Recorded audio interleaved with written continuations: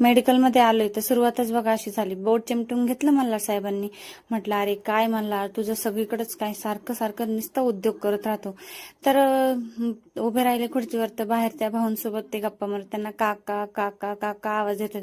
त्यानंतर टेम्पो यायचा, ट्रॅक्टर यायचं, जेसीबी यायचं, काय करायचं त्याला सारखं चालूच होतं ना. मग तर त्यांची मज्जाच झाली बघायला. मग ते बघता बघता बऱ्याच वेळ तिथं खुर्चीवरच उभे राहिले. तर मग त्यानंतर मग मला थोडा वेळ झोपला होता. तर चिकू काय झोपला नाही, तर मग किरकिर करायला लागला. तर तो बोललो मला पेनच पाहिजे, पेनच पाहिजे. मग मल्हार झोपला होता ना, त्याला सुद्धा त्याने उठून ठेवलं. मग काय परत ड्युटी सुरू. मग परत दोघं खुर्चीवरती उभे राहिले आणि मग बघायला लागले बाहेर. त्यानंतर मग खाली उतरवलं बळबळ. तर त्यांना पेन दिला मी शेवटी. तर पेन दिला तर मग काही कारनामाच केले दोघांनी पण. दोघांनी रंगवलेस. काय रंगवलं तर बघा, तुम्हीच बघा. तोंड रंगवली दोघांनी पण. काय म्हटलं आता काय करू, काय कळनच मला. मी पर एकदम येडीच झाली. पहिल्यांदा आणले होते तेव्हा एवढा त्रास नाही दिला, पण आता त्यांना माहिती झालं ना का मेडिकलमध्ये येतोय आपण.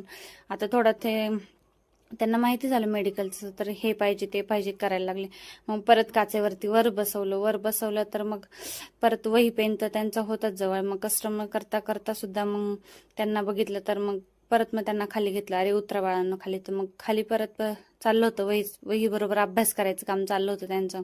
मग यांनी घेतला मार्कर तर बंद पडलेला होता, तरी पण मग नाही का त्याला तोच मार्कर पाहिजे होता. मग त्याच्यासाठीच किती रडणं चाललं होतं त्याचं. चिकू काही झोपला नाही ना, त्याच्यामुळे त्याने किरकिरच केली थोडी दुपारनंतर. त्यांना मी उठल्यावरती थोडा भात पण खायला घातला. कोरडाच भात खाल्ला नाही का, प्लेनवाला भात. त्यानंतर मग चपाती त्यांनी सकाळी झोपताना 11 वाजता नुसती कोरडीच चपाती खाल्ली होती, आवडते त्यांना.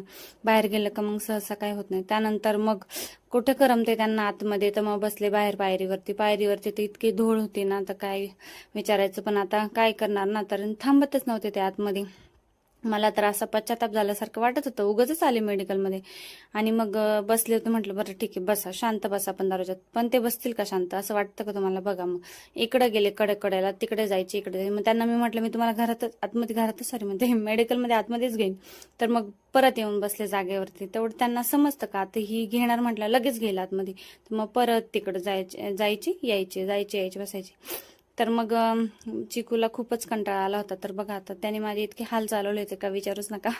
मग त्याने बाहेर बघायचा काय येते पण मलाच उचलूनच घे म्हणे, मला घ्यायचं तुझ्याबरोबर. शेवटी मी यांना फोन केला, म्हटलं मला काय थांबवत नाही आता, तुम्ही दादांना पाठवा घ्यायला. मग सासरे आले होते, दादा आले घ्यायला आम्हाला.